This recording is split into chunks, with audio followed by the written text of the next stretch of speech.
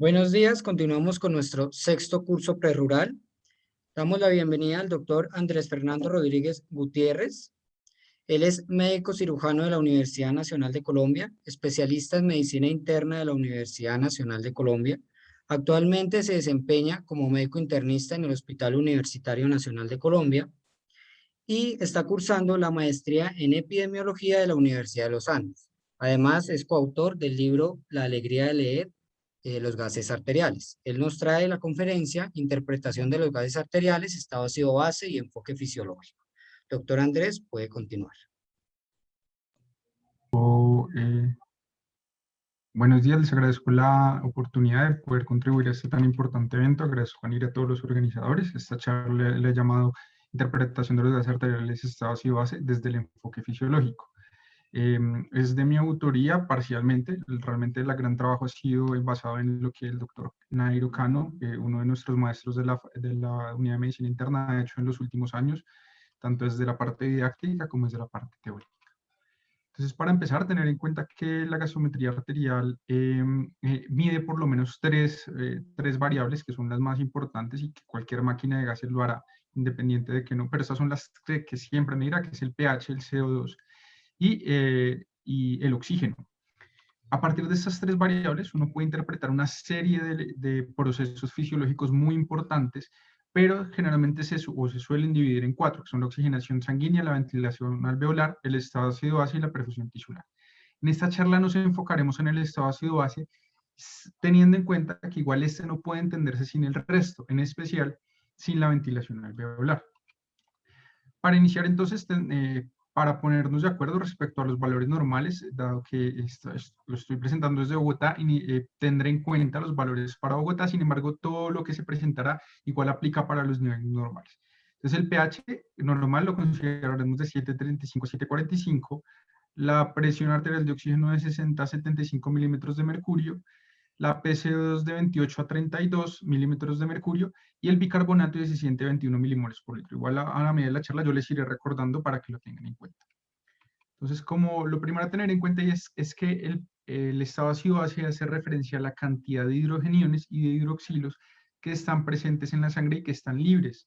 El hidrogenión es especialmente importante dado que es un ion que afecta múltiples procesos bioquímicos, incluyendo la velocidad enzimática, incluyendo el pregamiento de las macromoléculas y la ionización de las mismas. Por tanto, el cuerpo se preocupa mucho por mantener en un rango muy estrecho la cantidad de hidrogeniones libres que hay, porque es una molécula que es altamente, que interactúa muy fácilmente.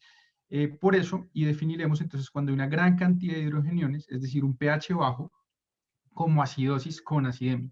Entonces definiremos acidemia solamente cuando el pH esté por debajo de 735. Hay que tener en cuenta que en ocasiones el pH puede estar entre 735 y 745 y aún así el paciente tener una acidosis, pero que está compensada. En este caso pues se llamará una acidosis compensada. En su contraparte tenemos el paciente con hidrogeniones. En este caso lo que pasa es que hay una disminución de los mismos y lo que predomina son los hidroxilos. En este caso, entonces, lo llamaremos, si está por encima de 745, alcalemia. Y de la misma forma que con la acidemia, en ocasiones las alcalosis pueden estar compensadas y están en rango normal. Ahora bien, cuando se propone a interpretar la gasometría arterial desde los gases arteriales, el estado ácido base, lo primero es entender dos preguntas. ¿Qué tipo de alteración del estado ácido base hay? Y si la hay, si es respiratoria o metabólica. Hay dos grandes modelos que se han usado para explicar el estado ácido base, y es decir, la cantidad de hidrogeniones. El primero es el modelo fisiológico basado en las ecuaciones de Henderson y Hasselbalch, y el segundo es el físico-químico también llamado Stewart. Ambos están de acuerdo en que hay dos grandes componentes que determinan el estado ácido base. El primero es el componente respiratorio y el segundo es el metabólico. Ambos modelos, el fisiológico y el físico-químico, están de acuerdo que el CO2 es el determinante primario en el componente respiratorio. En lo que difiere es en el componente metabólico. En el caso del modelo fisiológico, basado en Henderson y Hasselbalch, propone que es el bicarbonato y el ácido carbónico como soluciones tapón las que van a definir el componente metabólico. El modelo físico-químico de Stewart propone que el bicarbonato simplemente es una molécula que es dependiente y que realmente lo que determina el componente metabólico son los iones fuertes, y por tanto la diferencia de iones fuertes, y los ácidos débiles totales. En esta charla nos enfocaremos en el modelo fisiológico basado en el bicarbonato porque es muy útil, es ampliamente usado y porque en la mayoría de casos y de manejos clínicos y de diagnóstico nos va a ser suficiente. Entonces, esta aproximación fisiológica, vamos a empezarla primero entendiendo qué es lo que quiere decir Henderson y Hasselbalch.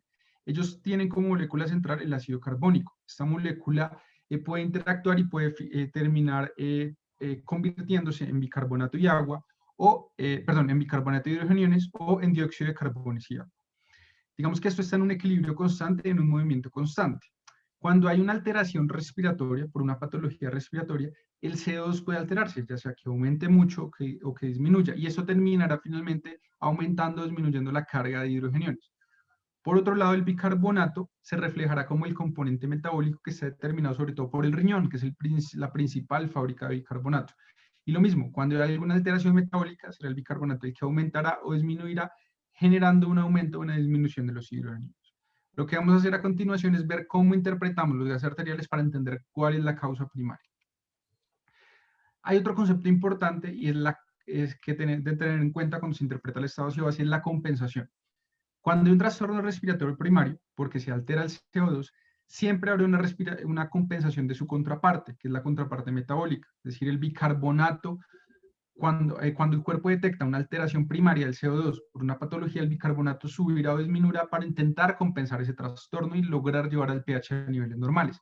Del mismo modo, cuando hay un trastorno metabólico primario y el bicarbonato se está alterando de forma patológica, habrá una compensación respiratoria a partir de alterar el CO2 para intentar compensar ese trastorno metabólico. En algunos casos, los trastornos primarios respiratorios o metabólicos son tan graves que su compensación no alcanza a darse de forma completa. Sin embargo, siempre habrá un intento de compensación de parte del organismo.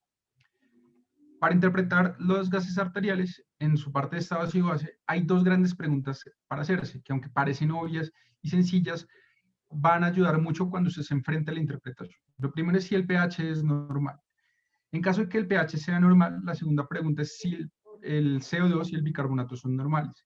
En caso dado que así sea, entonces diagnosticaremos un equilibrio ácido-base, porque tanto el pH como sus determinantes están en rango de normalidad. Pero si el pH no está normal o el CO2 y el bicarbonato no están normales, entonces en este caso hablaremos de un desequilibrio del estado ácido-base y en ese caso ya tendremos que profundizar en cuál es la causa, si es metabólica o si es respiratoria, o en algunos casos inclusive si es mixta, y buscar las causas para intentar resolverlas, que es nuestro interés como clínicos. Una primera forma sencilla es hacer enfoque por inspección para buscar las causas de este desequilibrio del estado ácido-base. Entonces vamos a empezar primero hablando de los trastornos de origen respiratorio. Para esto, entonces, teniendo en cuenta que el CO2 es el determinante primario de los trastornos respiratorios, tenemos que tener en cuenta que el pH siempre se comportará en forma contraria al CO2. Es decir, si el CO2 sube, el pH bajará. Si el CO2 baja, el pH subirá. Esto entonces es lo que llamamos la regla 1 o regla del desprecio. El pH se comporta en forma inversa al CO2. De esta forma, si tenemos un paciente que por algún motivo está aumentando el CO2 corporal, por ejemplo, porque no lo está eliminando, porque está hipoventilando, que es la causa más frecuente, esto generará una caída en el pH. Esto se comporta como si fuera una brújula. Aumenta CO2 e inmediatamente se cae el pH. Cuando pasa esto lo llamamos una acidosis respiratoria, acidosis con acidemia respiratoria, y es aguda porque aún todavía no ha empezado la compensación metabólica. Por otro lado, si lo que ocurre es que el CO2 se elimina en exceso del cuerpo y hay una caída en el CO2, el pH aumentará, y entonces esto es lo que llamaremos una alcalosis respiratoria. Generalmente esto se da por hiperventilación, y cualquier sea la causa de la hiperventilación, terminará generando una alcalosis de origen respiratorio que le pondremos el apellido de aguda porque todavía el pH no se ha normalizado porque no ha empezado la compensación metabólica a través del bicarbonato. Para entender la compensación a través del bicarbonato, entonces tenemos esta regla 2 que llamamos la regla del amor, y es que el pH se comporta en la misma dirección que el bicarbonato. Si el bicarbonato sube, el pH subirá. Si el bicarbonato baja, el pH bajará. Entonces, esta es la regla muy importante tenerla en cuenta porque esto nos servirá para entender tanto las compensaciones de lo metabólico para lo respiratorio como los trastornos metabólicos primarios. Entonces, fíjense cómo en este caso el paciente aumentó el CO2 porque estaba hipoventilando, el pH se disminuyó, es una acidosis respiratoria, pero el bicarbonato fue aumentando progresivamente para intentar jalar hacia arriba el pH. Entonces, esta es la compensación que esperaremos. Y si se le da tiempo y la alteración respiratoria no es muy grave, probablemente en unas horas o días el pH se normalizará. De forma contraria, cuando el paciente está hiperventilando, sacando mucho CO2 y este se reduce, el pH subirá, esto ya lo sabíamos, una escalosis respiratoria, y la compensación esperada es el bicarbonato que empieza a disminuir para empezar a jalar hacia abajo el pH. Esa es la compensación que esperaremos desde lo metabólico. Entonces vamos a hablar un poco sobre la acidosis respiratoria aguda ampliando lo anterior. Vamos a empezar con este caso. Es una paciente femenina sin antecedentes que refiere un cuadro de debilidad en manos y pies que aumentó hasta dificultar la marcha y tenía además desde hace un día disnea progresiva.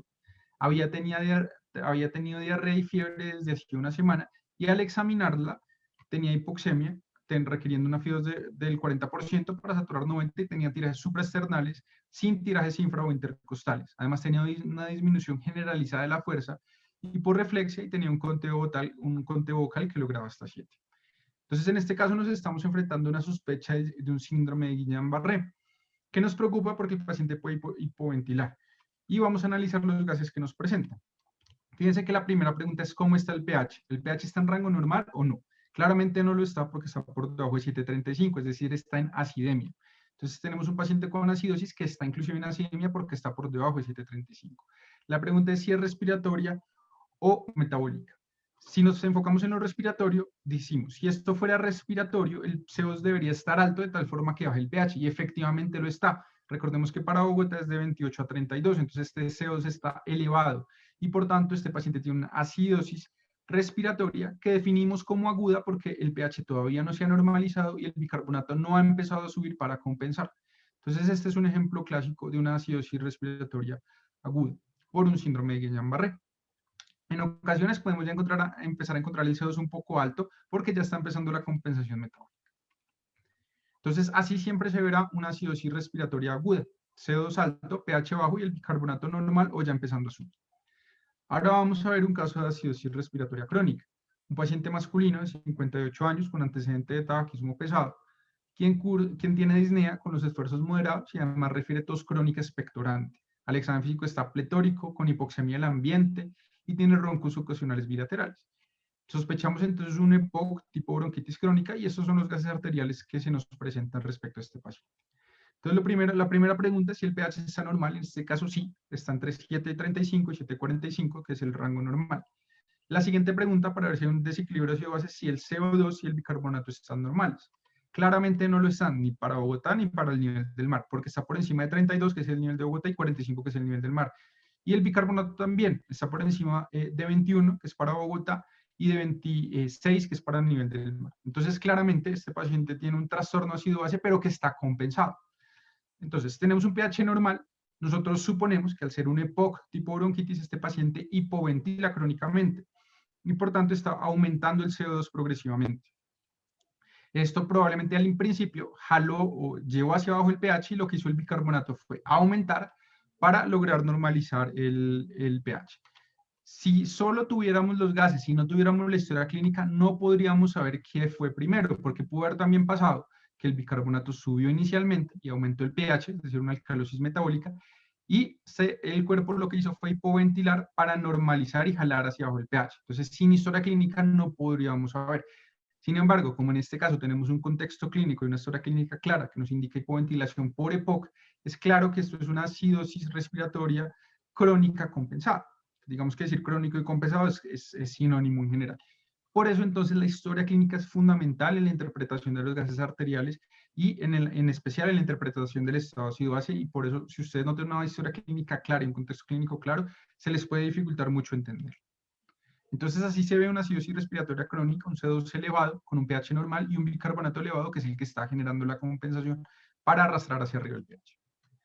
Entonces, y resumiendo la acidosis respiratoria, que es digamos que la que más nos interesa ahorita, tengamos en cuenta que si el paciente está en una acidosis respiratoria aguda, hay que tratarla rápidamente porque el paciente puede hacer hipercapnia y solo puede llevar una falla, una alteración de la vía aérea, una broncoaspiración, o también puede ser una acidosis tan grave que puede llevarlo a parada cardíaca. Por tanto, el paciente con falla ventilatoria, es decir, una acidosis respiratoria aguda, un pH bajo, un CO2 elevado, se tiene que trabajarle rápido y definir cómo va a resolverla. En muchos casos habrá que ayudar con ventilación invasiva o no invasiva al paciente.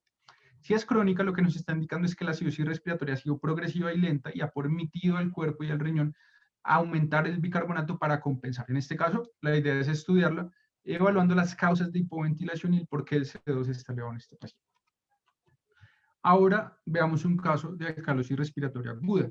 Esta es una paciente femenina de 32 años sin antecedentes que ingresa por fiebre y síntomas urinarios irritativos, además de dolor lumbar derecho. Al examen físico está febril, tiene frecuencia cardíaca aumentada, frecuencia respiratoria aumentada y está saturando el ambiente, de hecho tiende a saturar un poco más elevado de lo normal y tiene un puño de percusión positiva derecha. Estamos sospechando entonces una infección de vías urinarias alta con una respuesta inflamatoria sistémica importante y se nos presentan estos gases. Al analizar los gases, entonces como siempre, la primera pregunta, ¿está el pH en rango normal? En este caso no lo está en un estado de alcalemia porque tiene el pH por encima de 7,45. Y para buscar la causa, podemos empezar con lo respiratorio. Si este pH estuviera elevado por causa del CO2, el CO2 debería estar bajo y efectivamente lo está. Recuerden que el CO2 normal en Bogotá es de 28 a 32, entonces este bajo de 28 hasta 22, aumentando el pH hacia arriba. Es decir, que estamos ante una alcalosis respiratoria y es aguda porque el pH todavía no se ha compensado y el bicarbonato tampoco ha empezado a bajar para empezar a empujar hacia abajo el pH. Entonces, este es un ejemplo clásico de alcalosis respiratoria aguda por hiperventilación, y esta hiperventilación en este caso es por el dolor y la fiebre. La alcalosis respiratoria aguda es un reflejo casi siempre de la hiperventilación y por tanto siempre es un signo de alarma a una patología potencialmente grave, infecciosa, vascular o inflamatoria sistémica de origen infeccioso. Entonces siempre haga una muy buena historia clínica y busque por qué el paciente hiperventila y por qué el paciente tiene alcalosis respiratoria crónica. En muchos casos a veces no se tiene claridad el por qué, pese a que uno hace una muy buena historia clínica y tiene buenos paraclínicos. En ese caso piense en causas graves que están empezando, tromboembolismo pulmonar, infección que está hasta ahora empezando a evidenciarse.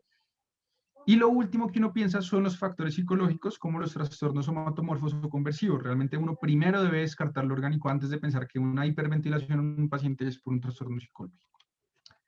Y finalmente tenemos la alcalosis respiratoria crónica, en donde vemos un paciente que tiene una CO2 crónicamente disminuida porque hiperventila, el pH inicialmente subió, pero el bicarbonato bajó para bajar ese pH y normalizarlo.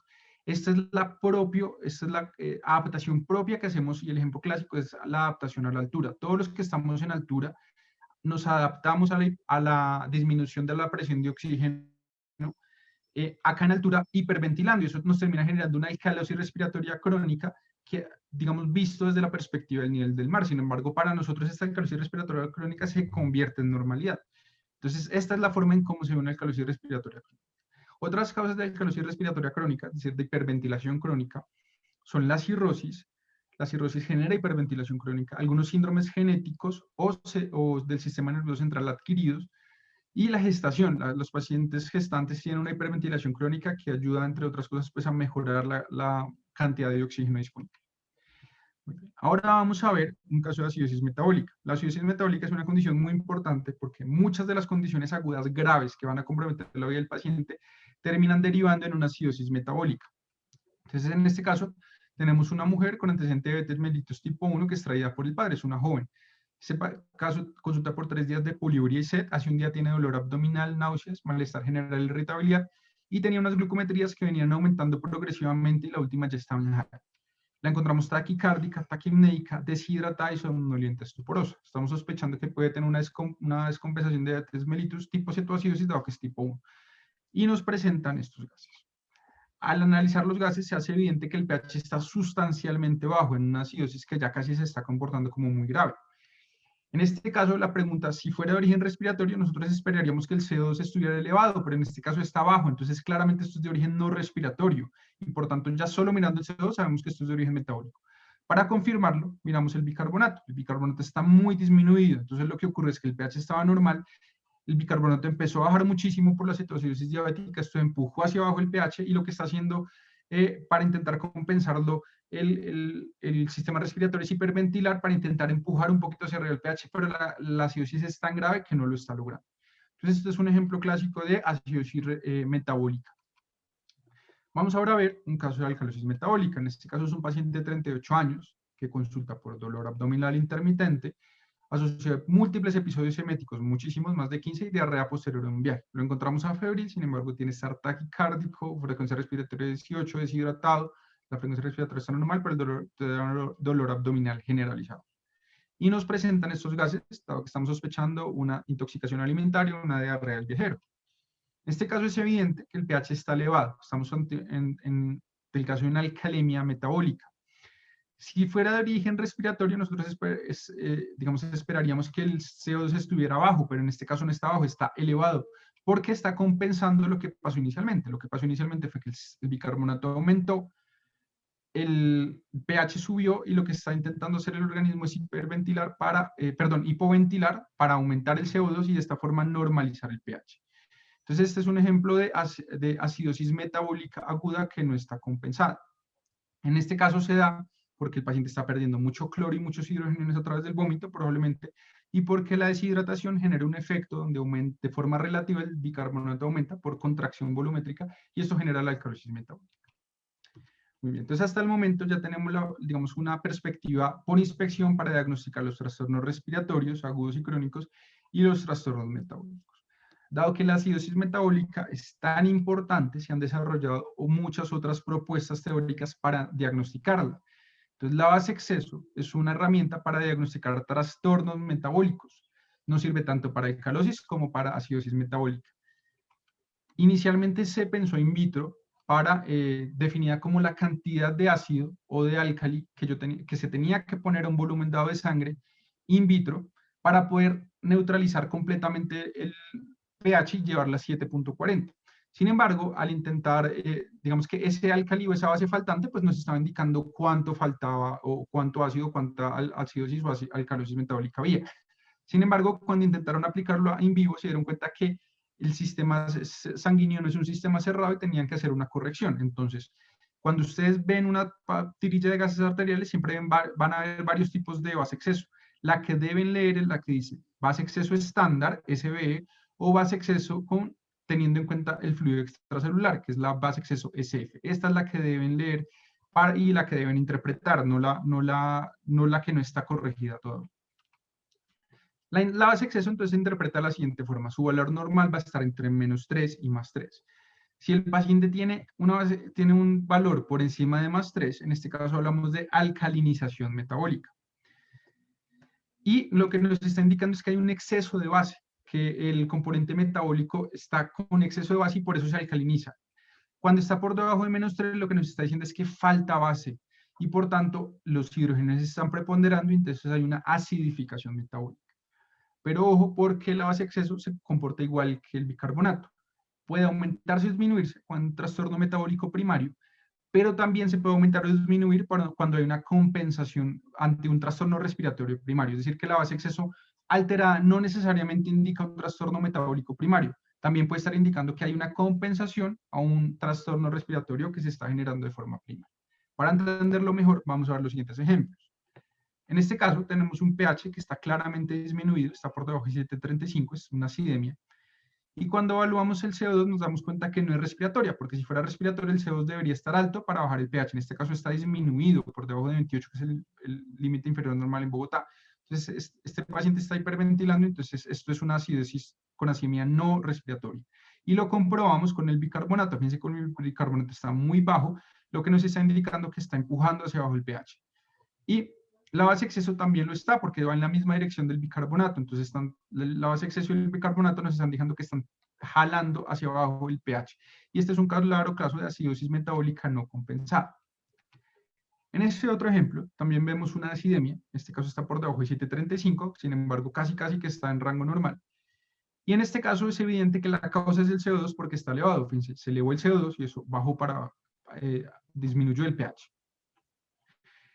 El bicarbonato, fíjense cómo está ya bastante elevado, está por encima de 21, que es el rango normal. Y eso lo que nos está indicando es que ya está haciendo una compensación importante y casi que ya está logrando compensar esa acidosis respiratoria inicial. Fíjense cómo la base exceso también está elevada.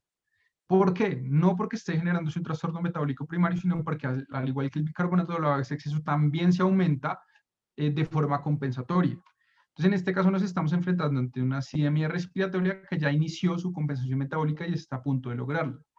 Y esta base exceso alterada no significa un trastorno metabólico, sino un trastorno compensatorio. La diferencia entre el bicarbonato y la base exceso es que el bicarbonato, si esto se cronifica, esta acidosis respiratoria se cronifica, el bicarbonato se mantendrá elevado, mientras que la base exceso volverá a su rango normal entre -3 y +3. Entonces, fíjense cómo para la interpretación de lo metabólico tenemos el bicarbonato, tenemos la base exceso, y hay una tercera herramienta que se llama el hidrogenión metabólico, HMET o delta hidrogeniones. El hidrogenión metabólico es un concepto desarrollado en la unidad cointensivo del Hospital San Juan de Dios, propuesta por los doctores Alonso Gómez y Luis Eduardo Cruz, que son pioneros del cuidado intensivo en nuestra escuela de la Universidad Nacional. Ellos propusieron un concepto sencillo, pero muy interesante, y es que los hidrogeniones totales, uno podría dividirlos o, digamos, considerarlos como la sumatoria de los hidrogeniones que son derivados del CO2 y los hidrogeniones de origen metabólico. Como los de origen metabólico son los que nos interesa calcular para ver si están en exceso o en déficit, uno podría simplemente restarle a los totales los del CO2. Resulta que los totales se pueden calcular a partir del pH fácilmente, y los del CO2 también se pueden calcular a partir del CO2 de forma fácil. Entonces uno puede tener a través de este cálculo los hidrogeniones metabólicos. La duda es cuál es el rango normal. Entonces una de las tareas que hicieron los doctores en el Hospital San Juan de Dios fue calcular y definir cuáles son los valores normales de los hidrogeniones metabólicos. Ellos definieron que había un valor de normalidad en un trastorno agudo, es un paciente agudamente enfermo que lleva menos de 72 horas con alguna patología, o crónico, es decir, la patología ya pasó más de 72 horas y llevó una compensación. En este caso se calcula los hidrogeniones totales como 80 menos la mantisa del pH, es decir, esta partecita. La mantisa del pH son los dos números que siguen al punto. Por ejemplo, si un paciente tiene un pH 7.32, su mantisa será 32. Y si usted le resta 80 a 32, tendrá entonces los hidrogeniones totales, es decir, 48. Y para los hidrogeniones del CO2, es decir, esta partecita, coge CO2, lo multiplica por 0.75 y le suma 10. En el caso de que sea agudo. Si es en el crónico, usa esta forma. Entonces, si usted ya tiene esto calculado, usted puede decir si hay hidrogeniones en exceso o hidrogeniones en déficit. Si hay muchos hidrogeniones, esto nos habla de acidificación metabólica. En el caso de algo agudo, de una patología aguda de menos de 72 horas, hablamos que el hidrogenión metabólico está elevado porque está acidificando. Y si está negativo, es decir, faltan hidrogeniones y por tanto hay alcalinización. Hay que tener cuidado porque se interpreta al contrario que la base exceso y al contrario que el bicarbonato. En el caso de algo agudo, los límites serán entre -3 y +8. Por encima de +8, acidificación metabólica, y por debajo de -3, alcalinización metabólica. Tengan en cuenta que al igual que la base exceso, esto también se altera para compensaciones. Es decir, si el paciente tiene un trastorno respiratorio, el delta de hidrogeniones, al igual que la base exceso y el bicarbonato, también se va a alterar para compensar ese trastorno respiratorio primario. ¿Para qué nos sirve entonces? Puede ser para desempate. Si usted tiene un bicarbonato que le sugiere trastorno metabólico, pero la base exceso no, el delta hidrogenión le puede ayudar a desempatar o viceversa. Entonces, fíjense cómo hasta el momento tenemos la capacidad de diagnosticar los trastornos respiratorios y metabólicos, y para los metabólicos, además del bicarbonato, tenemos la base exceso y el hidrogenión metabólico. Ya una tercera herramienta muy importante es lograr detectar los trastornos mixtos, porque los pacientes no solamente, en muchas ocasiones, no solo tienen trastornos respiratorios primarios, sino también tienen trastornos metabólicos sobreagregados. Es muy frecuente verlo. Por eso es importante saber si hay trastornos mixtos, es decir, algo respiratorio y algo metabólico al tiempo. Para saber y para lograr saber si tiene o no, hay que partir del punto que la compensación que uno espera, por ejemplo, para un trastorno respiratorio, la compensación metabólica o viceversa, nunca será al azar. Es decir, el bicarbonato compensando no subirá al azar o de forma idiosincrática, no, lo hará de una forma matemáticamente esperable. Si usted calcula cuál es el bicarbonato esperado para compensar un CO2 alterado o cuál es el CO2 esperado para compensar un bicarbonato alterado, si esa compensación que usted calcula esperada es diferente a la que observa, se sale de esos rangos, entonces lo que usted está teniendo es un trastorno mixto. Entonces, ¿cómo sabemos cuáles son los esperados? A través de las ecuaciones de predicción. Cada uno de los trastornos respiratorio metabólico tiene unas ecuaciones de predicción para saber cuál es su esperado. Entonces, para un trastorno respiratorio, donde el CO2 es el que está alterado, uno esperará entonces que el bicarbonato se altere o se aumente o se disminuya en estos valores. Y lo mismo para cada uno de ellos. Yo les pasaré con el grupo de organizador unas memofichas donde están estas ecuaciones. Entonces, para entenderlo mejor, vamos a ver este caso. Paciente en un estado hiperosmolar con un hematoma subdural agudo. En este caso, el paciente tiene un pH de 7,55, claramente está en alcalemia, y claramente es de origen respiratorio, porque fíjense que el CO2 disminuyó y está empujando hacia arriba el pH. El bicarbonato, fíjense cómo está bajando para intentar arrastrar hacia abajo el pH y lograr normalizarlo, pero no lo ha logrado. La base de exceso también está baja, porque también está jalando hacia abajo el pH, y el hidrógeno metabólico lo que nos está diciendo es que está elevado porque está intentando también acidificar esta alcalosis que es de origen respiratorio. Es decir, todo nos indica que esto claramente es una alcalosis respiratoria. La pregunta es si esto realmente es solamente una alcalosis respiratoria o adicionalmente hay un trastorno metabólico sobreagregado. Usando las ecuaciones que vemos que están en la tabla, uno puede calcular cuál es el bicarbonato que yo esperaría para este nivel de CO2 y este nivel del pH. Entonces, para este nivel de CO2 uno esperaría un bicarbonato entre 14 y 18. Sin embargo, el paciente lo tiene en 13, lo que nos está indicando que se está bajando más allá de lo esperado, y esto es porque tiene un trastorno metabólico adicional que está empujando hacia abajo el pH. Como los trastornos que empujan hacia abajo el bicarbonato, perdón, son los de acidosis, entonces estamos diciendo que este paciente tiene una alcalosis respiratoria con un bicarbonato que está más bajo de lo normal y por tanto tiene una acidemia, una acidosis metabólica sobreagregada, porque el bicarbonato está por fuera de lo esperado. Ahora vemos este otro ejemplo, un paciente con diabetes mellitus tipo 2, neumonía severa, y cursa con falla ventilatoria y sepsis por crisis hiperglicémica. Y tenemos estos gases. Tenemos un pH muy bajo en una acidemia muy clara. El CO2 está elevado para Bogotá, fíjense que está por encima de 32, entonces esto es una clara acidosis respiratoria. Pero también al evaluar lo metabólico nos damos cuenta que también el CO2 está empujando para abajo el pH, entonces en este caso sin hacer las ecuaciones de predicción es claro que tiene un trastorno mixto, porque el CO2 está empujando para abajo el pH, pero el bicarbonato también lo está empujando para abajo. Sin embargo, si quisiéramos hacer el ejercicio de mirar, y suponiendo que esto solamente es una acidosis de origen metabólico, y quisiéramos saber para este bicarbonato cuál es el CO2 que esperamos que se compense, haciendo la ecuación encontraríamos que el CO2 esperado para esta acidosis metabólica debería ser 26 más o menos 2, y el paciente lo tiene en 36, está por encima de 28, que es lo que esperaríamos que estuviera por debajo de eso. Entonces, este paciente claramente, tanto por ecuaciones de predicción como por inspección simple, tiene un trastorno mixto, tiene una acidosis respiratoria con una acidosis metabólica asociada. Entonces, hasta el momento hemos visto diagnosticar los trastornos respiratorios a través del CO2, los metabólicos a través del bicarbonato, base exceso, delta hidrogeniones o hidrogenio metabólico, y ya podemos también diagnosticar los trastornos mixtos. Ahora nos vamos a enfocar un poco más hacia la acidosis metabólica, por lo que indicaba anteriormente, es un trastorno que muchas veces, en el que muchos pacientes caen en patologías graves y que pueden poner en riesgo la vida. Entonces, cuando usted se enfrenta a una acidosis respiratoria, a usted le interesa saber las causas de esa acidosis, perdón, acidosis metabólica, a usted le interesa saber las causas de qué es lo que está generando esa acidosis metabólica. Para ello existe una herramienta muy poderosa que se denomina el anion gap, que es el término en inglés de brecha aniónica. Pero nos vamos a referir a anion gap porque es lo que solemos usar más en el medio y en general en la literatura. El anion gap es un índice que se calcula a través del sodio, el cloro, restándole cloro, y a lo que da se le resta el bicarbonato. Esto parte de un principio que es el principio de electroneutralidad. Entonces, con este principio podemos darnos cuenta que si este anion gap está por debajo de 12, lo consideraremos normal, porque son los aniones que normalmente están en la sangre y que deben ser menores de 12 mil equivalentes por litro. Pero si está igual o mayor a 12, estamos diciendo que hay unos aniones en exceso y que por tanto este paciente tiene una acidosis metabólica anion gap elevado. Se ha visto que la hipoalbuminemia enmascara el anion gap. La albúmina es una proteína acidificante. Cuando hay hipoalbuminemia, eso alcaliniza. Y esa alcalinización de la hipoalbuminemia enmascara el anion gap. Entonces, cuando un paciente tiene hipoalbuminemia, vale la pena corregir el anion gap por la albúmina. Se hace restándole a 4 la albúmina del paciente, que debe estar en gramos por decilitro. Si está en gramos por litros, entonces en este caso se divide entre 10 para hacer la resta. Lo que dé se multiplica por 2.5 y se le suma la anion gap. Haciendo esto se mejora muchísimo la sensibilidad para detectar anion gap elevados o pacientes con acidosis metabólica anion gap elevada.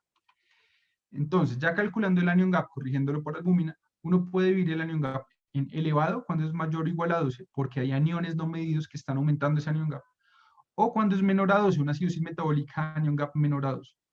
En este caso es porque puede ser por dos causas, o por un aumento del cloro, acidosis metabólica hiperclorémica, o por una disminución del bicarbonato.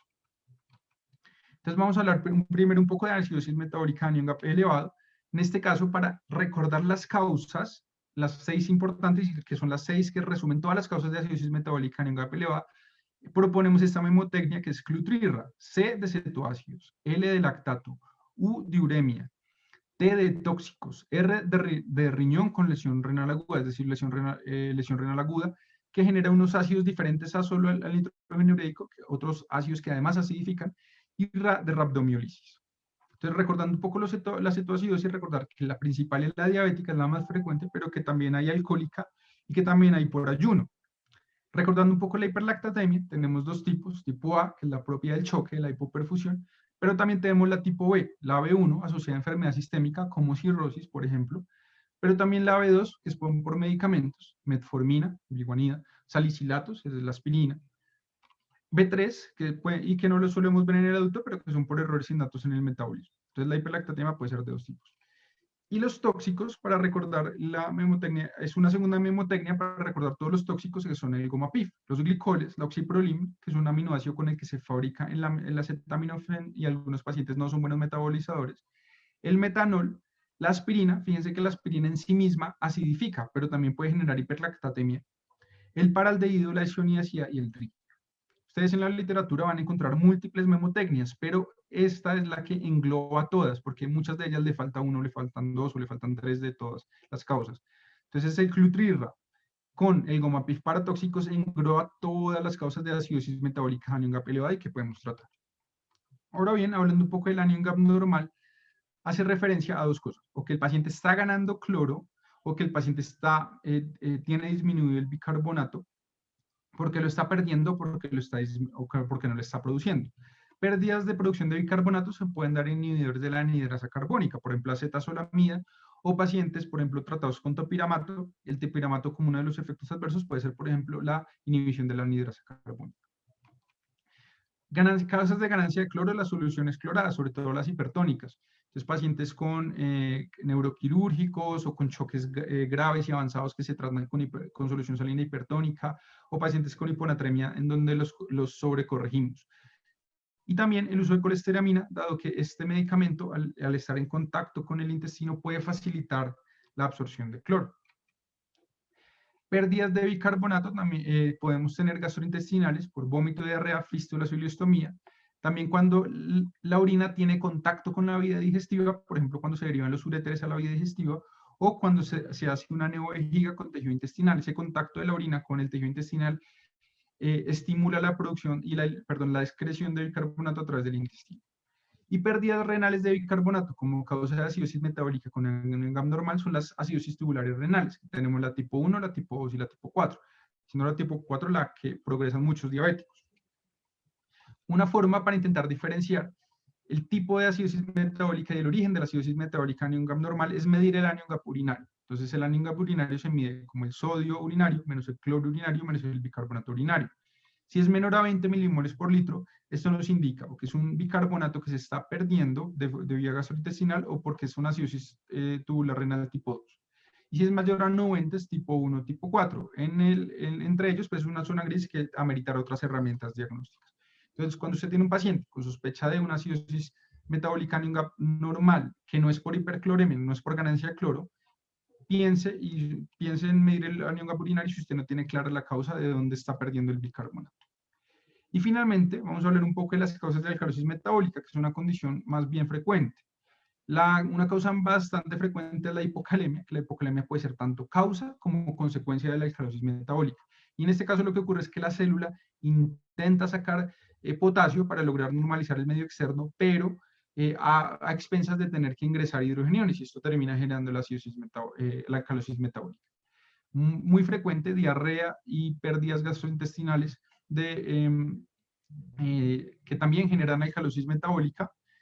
Los diuréticos de ácidas tiacidas también generan alcalosis metabólica. los pacientes que tienen una hipercapnia crónica, por algún motivo hiperventilan, bajan rápidamente el CO2, pero el bicarbonato no baja tan rápido, se termina generando un aumento abrupto del pH, entonces la alcalosis poshipercápnica, y otros como hiperaldosteronismo primario, síndrome de Vater-Gitelman, síndrome de Pendred, los pacientes que consumen antiácidos como hidróxido de aluminio y otros similares, si los consumen en exceso, pueden acidificar la sangre por ganancia de aniones perdón, de cationes. Y también frecuentemente pues administración de bases, en algunos casos, por ejemplo, en los pacientes que son llevados a diálisis o en pacientes que tienen terapia alcalinizante, que hay en exceso de terapia alcalinizante. Y uno muy interesante, que ya habíamos hablado un poco antes, que es la alcalosis por contracción. La hipovolemia genera un aumento relativo del bicarbonato y esto aumenta el pH con una disminución del cloro. Entonces, esta es una causa de alcalosis metabólica. Como conclusión y para terminar, entonces, cualquier paciente que tiene un trastorno ácido-base debe ser analizado sistemáticamente partiendo de la historia clínica, porque el juicio clínico es lo más importante. Entonces, aplique sistemáticamente las herramientas que se han presentado en este mini taller y usted en la mayoría de los casos logrará un diagnóstico. Pero si los datos de los gases no le concuerdan con la clínica del paciente, créale primero a la clínica y porque el juicio clínico es lo que predomina.